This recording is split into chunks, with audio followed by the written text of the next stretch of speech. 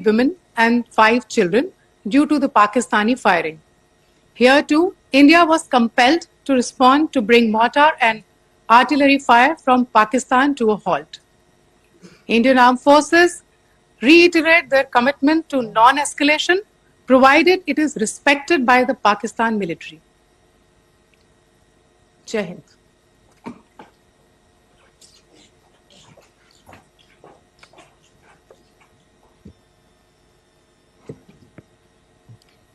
Thank you. Friends, this is, as I said, further to the briefing that was provided yesterday and some of the updates that have been just provided by Colonel Qureshi and Wing Commander Singh. I thought that we would just put some of the aspects related to the events that started on 22nd April with the barbaric terror attack in Pahalgam into further context, because there is a certain amount of commentary that has happened with regard to the events since then. And more than the commentary, there has been a lot of disinformation that has been directed at us from across the border. So a few things that I would like you to keep in mind. First of all, there is mention on all sides of escalation. I think the first point that you have to keep in mind is the attack of 22nd April in Pahalgam is the original escalation.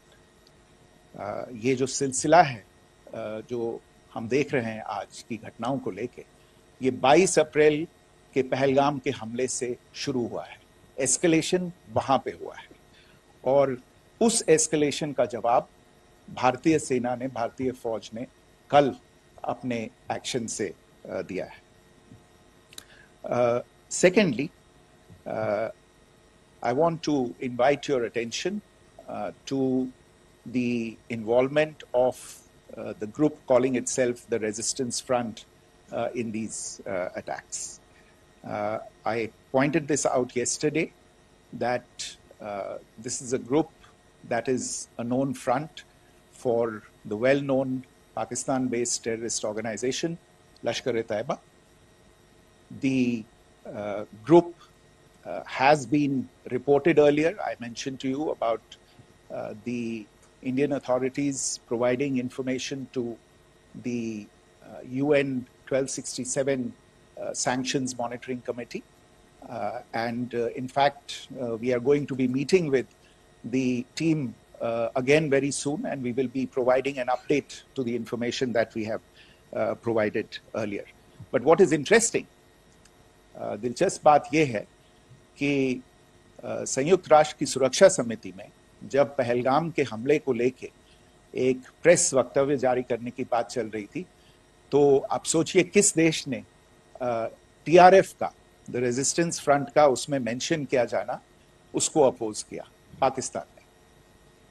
This was after the fact that the TRF claimed responsibility for this attack not once but twice within a few hours after the incident on the 22nd of April, and then again on the morning of 23rd April.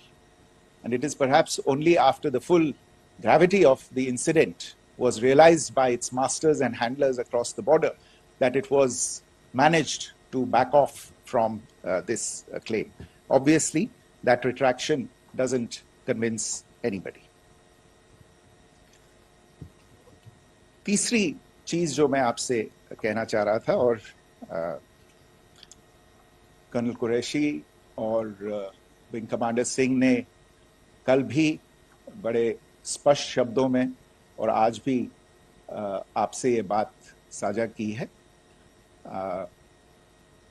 जो भारतीय response है वो non escalatory है, precise है, सटीक है, measured है और कंसिडर्ड है.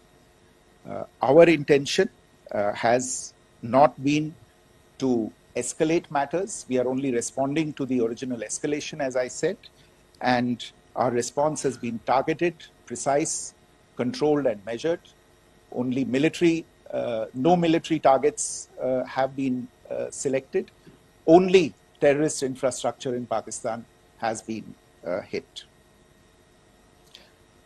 Now, there are, as I said, a number of issues that have been raised in commentaries, and there's a lot of, as I said, unfounded disinformation and fabrication that has come from across the border. And I would just like to use this opportunity to set the record straight on some of these issues. The first of these is Pakistan trying to wash its hands off any and all involvement with terrorism. I think the Pakistani information minister said there are no terrorists in Pakistan. And I think he was challenged on that in the television program that he was appearing on. But even if I partially repeat myself from yesterday, I think Pakistan's reputation as the epicenter of global terrorism is rooted in a number of instances where concrete evidence is available, not just to India, but to governments and authorities and agencies around the world. There are several terrorist attacks around the world where Pakistani fingerprints have been found. I don't need to belabor the point with regard to this audience about where Osama bin Laden was found and who called him a martyr.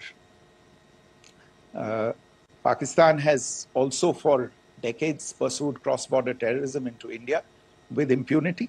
And as I said yesterday also, in order to deliberately mislead the international community, they claimed that the terrorist Sajid Mir was dead. They came under pressure, and Sajid Mir was then brought back to life, arrested, and is now apparently in Pakistani custody. Pakistan is also home to a very large number of UN proscribed as well as UN proscribed terrorists, as well as terrorists proscribed by a number of other governments in the world, including, of course, the Lashkar-e-Taiba and the Jaish-e-Mohammed, as well as their leaders, Masood Azhar and Hafiz Mohammed Saeed. आपने देखा होगा हाल ही में पिछले ही कुछ दिनों में पाकिस्तान के रक्षा मंत्री और उनके पूर्व विदेश मंत्री दोनों ने इस बात को माना है कि पाकिस्तान का ऐसे ग्रुप्स के साथ जो रिश्ता है वो क्या रहा है. Both the defense minister and the former foreign minister of Pakistan, I think they've done a more eloquent job of this than I could ever do in terms of describing their country's implication in international terrorism and their involvement in housing these kinds of groups. दूसरा जो विषय है वो है पाकिस्तान का जो एक दावा है कि एक इंटरनेशनल impartial investigation होना चाहिए, एक joint investigative committee होनी चाहिए. These calls for jointly investigating this heinous and barbaric attack in Pahalgam. Again, I think you know the history well on this. You know the track record well, and it is not a bright track record insofar as Pakistan is concerned. In fact, in the pursuit of justice for the victims of multiple terrorist attacks, whether it be Mumbai in 2008, in Pathankot in 2016, or many others, but in particular for these two attacks, India had offered to cooperate. India provided forensic evidence and urged Pakistan to bring the perpetrators of these attacks to justice.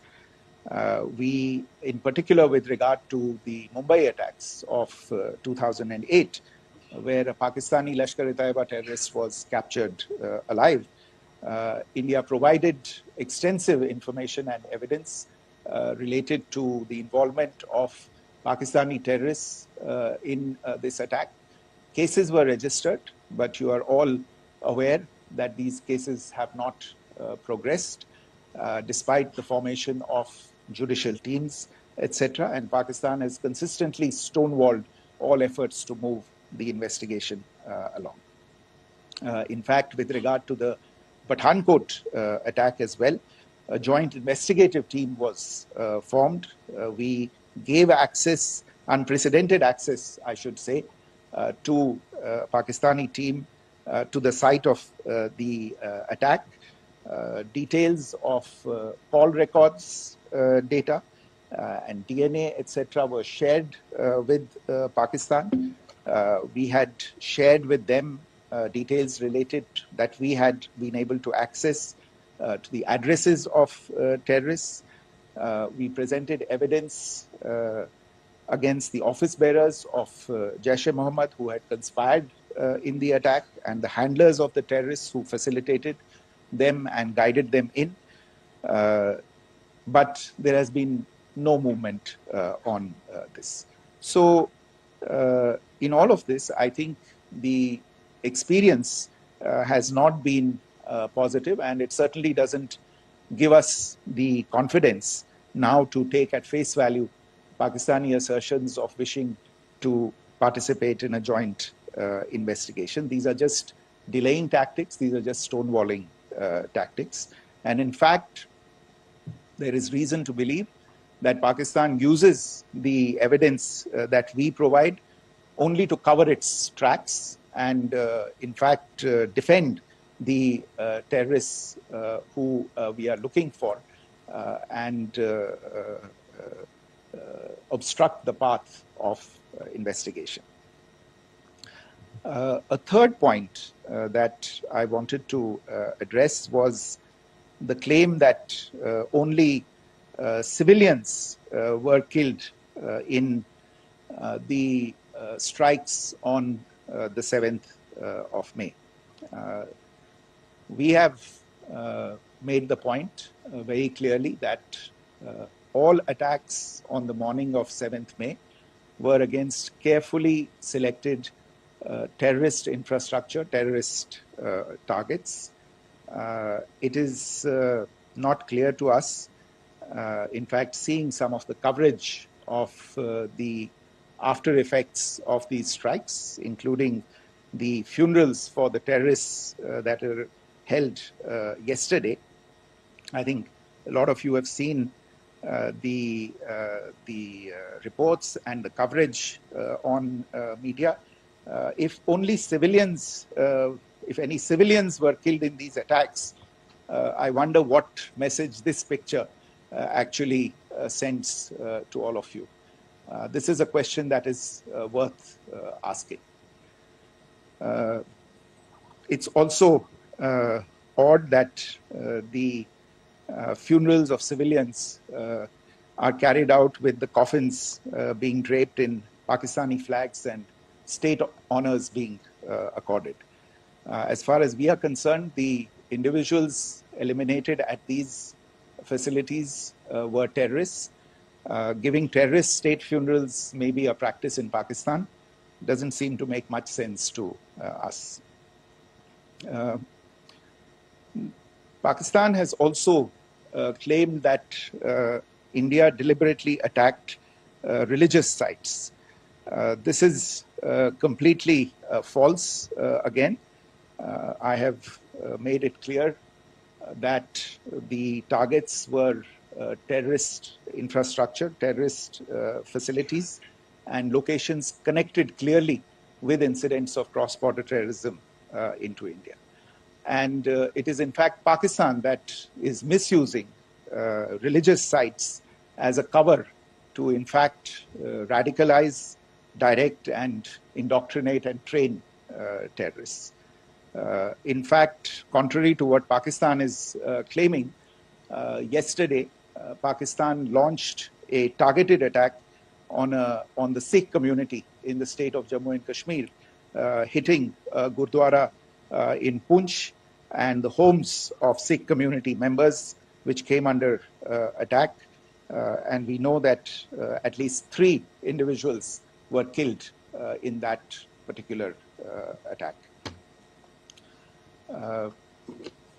Pakistan is also making attempts to, in fact, just to add to this point, the retaliatory action that Pakistan has taken, in fact, is impacting civilians. I showed you the picture of the Gurdwara and the Sikh community members who were killed in this. There are other civilians also who've been killed and injured in these attacks. In fact, since yesterday morning, a total of 16 civilians have been killed and 59 others have been injured in the attacks by Pakistan.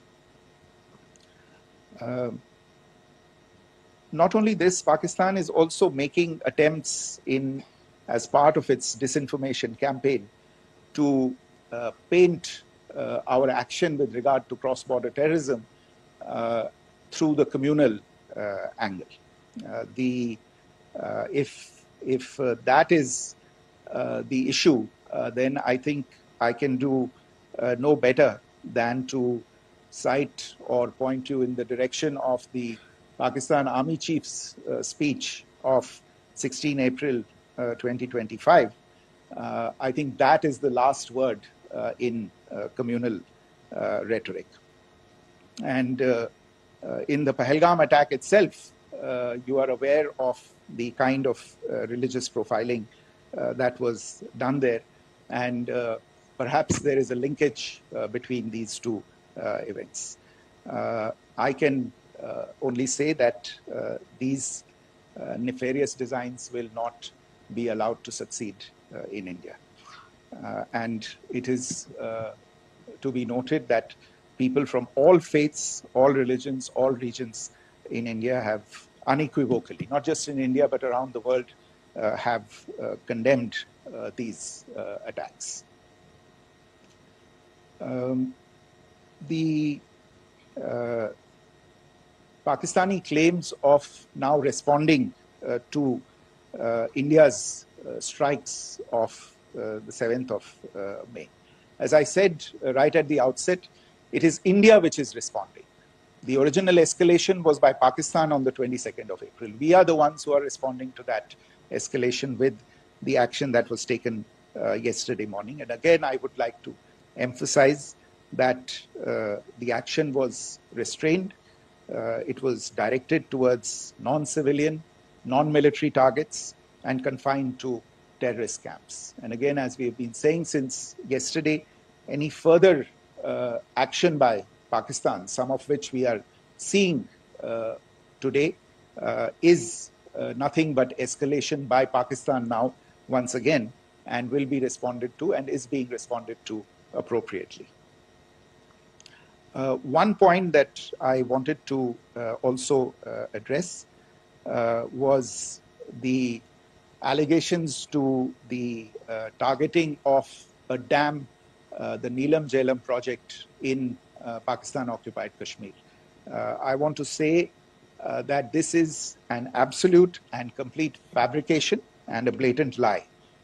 India has targeted only and only terrorist infrastructure, and the details of that terrorist infrastructure, together with the locations, were shared with you yesterday by Colonel Qureshi and Wing Commander Singh. I should note that if this kind of a claim is a pretext for targeting Indian infrastructure of a similar nature, Pakistan will be entirely responsible for the consequences that will undoubtedly follow. Finally, I want to address some issues that have been raised related to the Indus Waters Treaty and the disinformation that has been raised in regard to that as well. The fact is that there have been fundamental changes in the circumstances in which the Indus Waters Treaty was concluded, and they call for a reassessment of the obligations under the treaty. Over the last year and a half to 2 years, India has been in communication with the government of Pakistan. We've sent several notices to them requesting for negotiations to discuss modification of the treaty. India has for 6+ decades now honored the treaty, even during periods when Pakistan imposed multiple wars on us, and even when relations were adversarial. Pakistan is the one that has been acting in violation of the treaty, deliberately creating legal roadblocks in India exercising its legitimate rights on the Western rivers. Any projects that India sought to build on the Eastern rivers, and even on the Western rivers, which we are allowed to by the treaty, were always challenged by Pakistan, thereby hampering our rights to utilize our legitimate waters under the treaty. In fact, if you see, the preamble of the treaty itself states that the treaty was concluded in a spirit of goodwill and friendship. Mark those words, concluded in a spirit of goodwill and friendship. ये भारत का धैर्य और भारत की सहनशीलता है जो 65 साल से हम इतनी प्रोवोकेशन के बावजूद इस ट्रीटी को निभा रहे हैं. However, as has been made clear earlier as well, Pakistan has not responded to our requests to enter into negotiations for a reassessment of the obligations under the treaty. A number of conditions have changed. This is a treaty that was based on the engineering techniques of the 50s and the 60s. We are living through the first quarter of the 21st century. Technological changes and technological advancements have to be taken into account. There are demographic changes. There are climate changes that have taken place. There is the imperative of clean energy. And of course, the terrorism that Pakistan has wreaked in the state of Jammu and Kashmir itself has hampered India's ability to exercise its rights under the treaty. Pakistan's persistent refusal to respond to our requests to enter into government-to-government negotiations on the modification of the treaty is, in a sense, itself a violation of the treaty. And therefore, India has taken the step of putting the treaty in abeyance until Pakistan abjures irrevocably its support for cross-border terrorism. Maybe I'll stop there. I mentioned earlier yesterday as well that this is an evolving situation. I would therefore ask all of you to be considerate and restrained. It will not be possible for us or my colleagues from the armed forces to share operational details at this point in time. Beyond that, if you have any questions, may I have time for only a few, and I'll try to answer those questions. Okay, I give the floor to Rishabh. On Secretary, good evening. This is Rishabh from Times Now. I just wanted to understand, as per the press release that has been released earlier today, it says that we have successfully hit at the air defense of Lahore. Does it give our forces a better chances if in case of further escalation? And are there other air defense places as well at strategic location that were targeted? Rishabh, you are violating the first rule that I set out at the end of my remarks. The press release that has been issued by the Ministry of Defense today speaks for itself. It is related to operational matters. It's been released by the Ministry of Defense. As more information becomes available, it will be released at the appropriate time. Once again, please don't go into operational details at this point in time, because this is a constantly evolving situation. Yeah, go ahead. Foreign Secretary Smita Sharma, just wanted to ask, the Pakistani Minister Ishaq Dar in an interview has claimed that the national security advisors of India and Pakistan have spoken to each other. If you could confirm or deny, and is complete severance of diplomatic ties with Pakistan also on the table?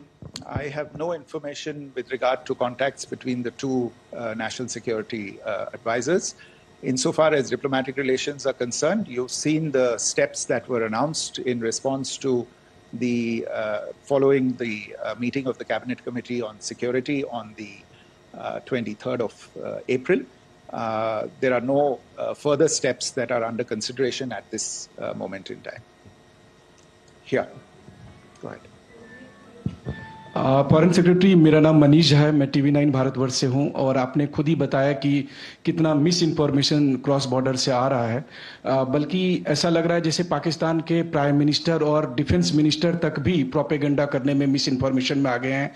वो कई बार तो ये तक दावा करते हैं कि हम 3 राफेल हमने गिरा दिया, इतने हमने मिग गिरा दिए, और जब उनसे पूछा जाता है तो वो कहते हैं कि सोशल मीडिया में हमने ये सब चीज़ें देखी थी।